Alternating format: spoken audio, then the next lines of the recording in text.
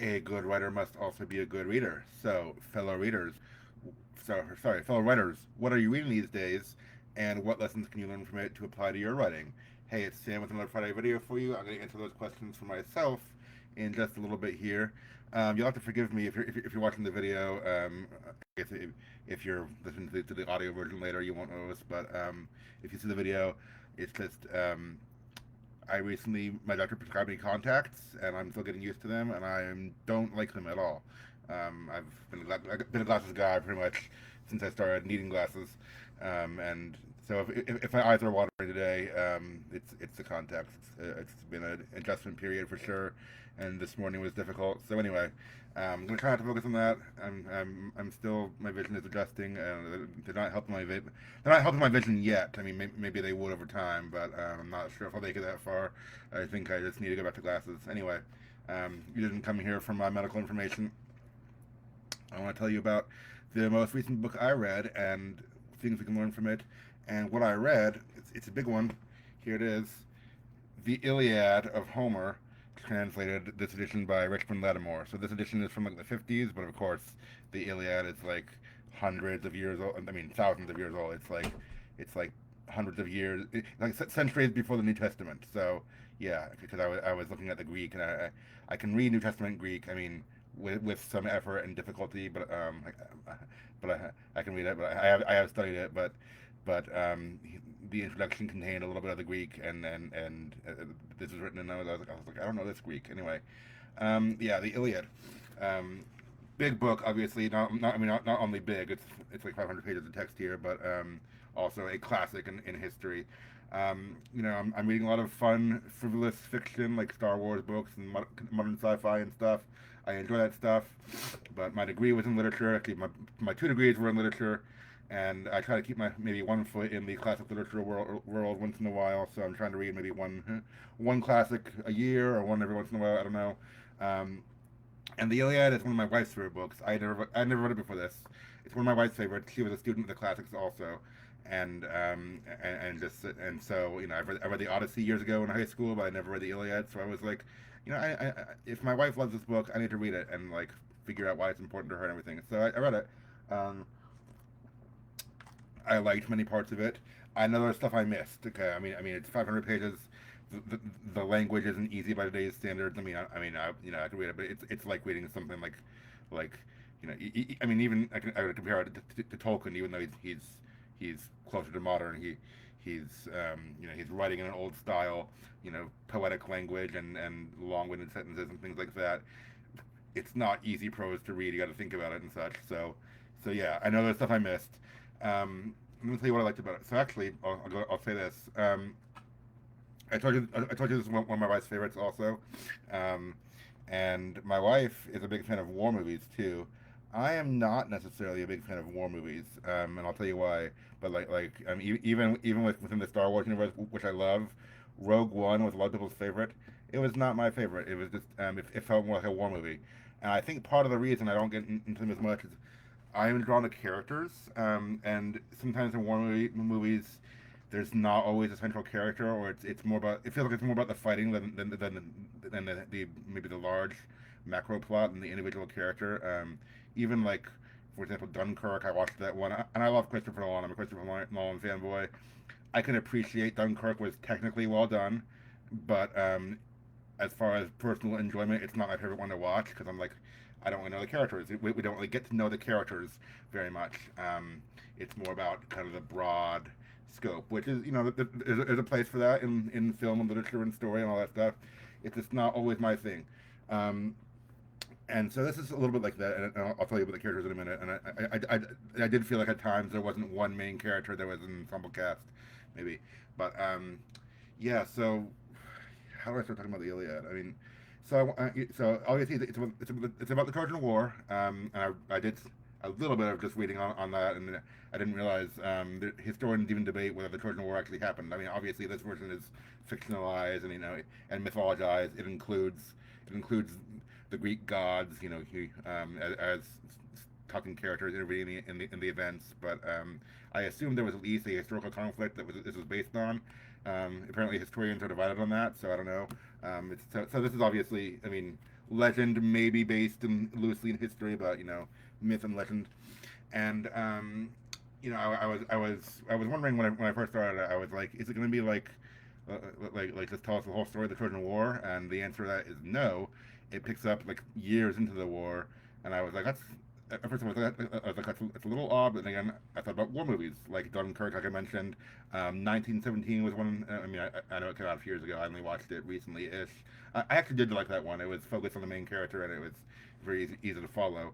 But like those movies, 1917, Dunkirk, other war movies like that, they don't usually tell you the whole story of the war because in your culture, you already know the story. You already know about World War One or World War Two and things like that. They follow one part of the action, or maybe one character or one group or something like that in the action. So yeah, I mean, this doesn't tell you like play by play, like the war started when Paris took Helen to be his wife or anything like that. Um, I did read the introduction by the author or by the translator, the commentary and stuff. That was very helpful for following the plot, just knowing the background and stuff. So I always encourage you to read the introductions of books. But it was so yeah. This takes place. I think my wife said, who's the expert, like 10 years into the war, and the story only spans about 6 weeks. And I'm like, okay, there. And some of the biggest things that we think we know from this mythology are not contained in here. The Trojan Horse episode, not in here. I thought it might be, but it wasn't. The whole thing about Achilles and his heel. Achilles is one of the major characters. That episode with his heel being his weakness, not in here. So those things must have been from elsewhere in the mythology or alluded to in other works. But it's really like it's 6 weeks of war. I mean, there's some debates and dialogue, and I mean it's not just fighting the whole story, but yeah, it's just an episode, like a snapshot from the war and what happens there and why it's important to their culture. So it starts out I won't tell you everything, but I'll tell you some of the highlights. So the Greek forces are fighting the Trojans, and the Greeks, their leader is Agamemnon, and one of their main soldiers is Achilles, but in this translation they call him Achilles, and Agamemnon and Achilles actually have a conflict, even though they're on the same side. They have a conflict within the ranks because they were taking away some women as spoils, which I mean that's just the culture they were in. I'm not, yeah, I know hard to judge. I mean, for a lot of reasons you can't judge us by modern standards, but I mean as far as narrative and stuff, but certainly by cultural values too. Anyway, Achilles had taken one woman to be his wife, and Agamemnon was like, I couldn't have this woman I wanted, so I'm going to take your woman instead. And basically, he did that to Achilles, and Achilles, after some thinking, was like, you know what, I'm out. Like he's one of the best fighters, but he decides not to. He like hears from the ghost of his mother, or his mother is like an immortal goddess or something, and he decides, I'm not fighting. My fighting days are done. I'm not on your team anymore. Um, so I mean, he's kind of one of the main characters ish, but for much of the story, he's out of the fighting because he made a decision. And like early on, they plead with him to come back, and he won't do it yet. He does eventually, um, and so it's just like that. There's a lot of fighting. Of course, there's you know Achilles is one of the main fighters, one of the best fighters of the Greek side. But it seems like they can't like without him they can't prevail because much of the fighting that I remember is like has the Trojans kind of winning. The Trojans' best man is Hector, probably. He's one of those guys who's, I mean, and he's kind of an antagonist because I mean, my wife pointed out to me like Hector. It's like even though he's the antagonist, or even though he's on a bad guy, kind of, he's meant to be like a very honorable person. So he's like an honorable villain, a worthy adversary, kind of thing. I mean, if he can even be called a villain, he's someone. I mean, he's on the wrong side, or at least what our protagonist see as the wrong side, but like he's an honorable person. Made me think of I'm comparing it to fiction. I know because I draw these parallels. I thought of like on the show The Gifted, which is an X-Men show. One of the main guys, I think the character's name was Jace. He was like the head of the anti-mutant police task force, but they took great pains to show he was a family man. He loved his wife and daughter, and he was misguided on this one thing, but he was an honorable in most areas of his life, and that was kind of how I thought of Hector as. So Hector is also a great fighter. He's one of the arch nemesis on the Trojan side. Anyway, there's much fighting. Um, Midway, maybe 3/4 of the way, there's like, and I might spoil some things, but it's been out for thousands of years, so I think we're past the spoiler ban. Also, I mean, I honestly, I read the introduction, which contains a plot summary, because I was like, I know I'm gonna need help. I'm gonna need help following this, so I even spoiled some things for myself in the introduction. But I'm like, I want to follow the plot, and I'm more concerned about getting it than I am about surprises at this point when it's been out for thousands of years. But yeah, Patroclus is one of Achilles, like one of the good fighters. Also, one of Achilles' good friends, and he was actually wearing Achilles' armor. I think they wanted like to trick the Trojans into thinking he'd come back, thinking Achilles was fighting when he wasn't. Um, but midway through, or maybe 3/4 ish or 2/3, um, Hector kills him on the battlefield. Um, and it's a great loss to the Greek side. So then Achilles is like, okay, I'm coming back to stop this, basically. And his armor was, I think, was taken because because the guy was wearing it, and the enemies captured it. And he like goes to one of the gods, and or his mother does, Hephaestus, and forges some new armor. And so Achilles, who's already like this legendary, half god, half human figure, has this new supernatural armor from the gods. So he comes back as their best fighter. He and Hector eventually have a great showdown. Achilles kills Hector, and the story ends soon after that. I kind of pictured, again, comparing it to things that I'm used to. I pictured like the moment in Infinity War where Thor has had some big losses. I mean, the last movie, he lost his hammer, he lost his eye, he lost most of his people, and then he goes to that dwarf, played by Peter Dinklage, again, the supernatural figure, mentor character, forges a new weapon. And then I picture that moment like in Wakanda when all the armies are gathering, and Thor comes down and like with just lightning everywhere, and I was like, yeah, that's how I pictured Achilles' quest, like coming back, forging his new armor, then coming back to the fighting and saving the day. So even though they didn't win, even though in Infinity War they didn't win, spoilers. Yeah, so that was cool. Some cool moments there. Um, I will say that, I mean, the end, and definitely like when it came to even the slaying of Hector and stuff like that, um, definitely some poignant big moments. The ending was a little, I it almost felt anticlimactic to me, but I was satisfied with it in the end. And I will say, again, we can't judge a 2,000+ year old narrative by modern standards, because if we think about things like climax and such like that, they don't always have that standard. It was like book 20. So there's 24 books. Book 22 was when Hector died.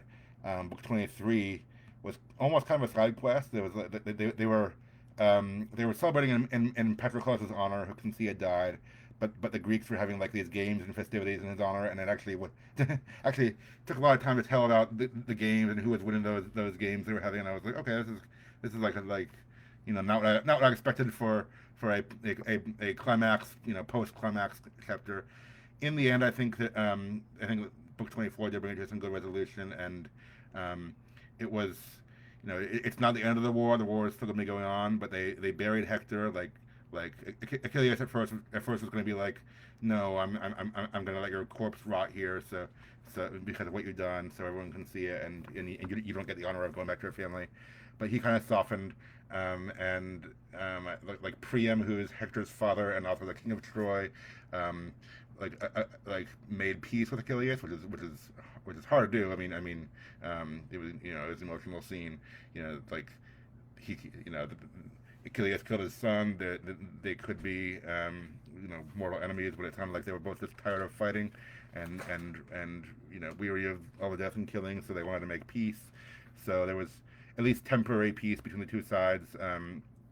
The Greeks agreed, or Achilles agreed to make the Greeks stop fighting long enough for them to have a funeral for Hector and honor him in that way, and then the fighting would resume again, and that's kind of how it ended. So I mean, it didn't resolve the whole war, but it did focus on that human drama, I think, and it did so in, I think, a powerful and poignant way. Again, I know I missed stuff throughout. I know there was long speeches and many different character names I had to look up, and characters I didn't fully follow. And I mean, if I ever read it again, I'll catch more, I'm sure. But the overall plot, I liked it, and I liked, you know, I mean, I liked reading about the fighting, and I liked the characters as well. So I know I've gone for 15 minutes. I usually try to keep my videos to around this time.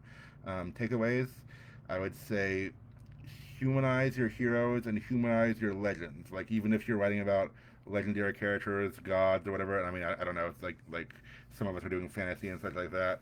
So I don't know if in your world there's gods or monsters or or these great characters who are supposed to be like the best fighter in their country or whatever.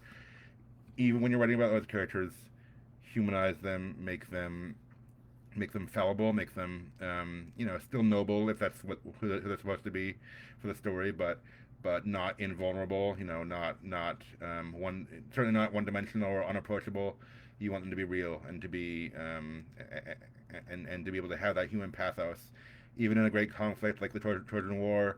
Even if there's much death, I would say you need some human elements to focus on, and like and bring it down from the macro to the micro of focusing on the one character or the few characters who are affected by these things, and have your human drama there.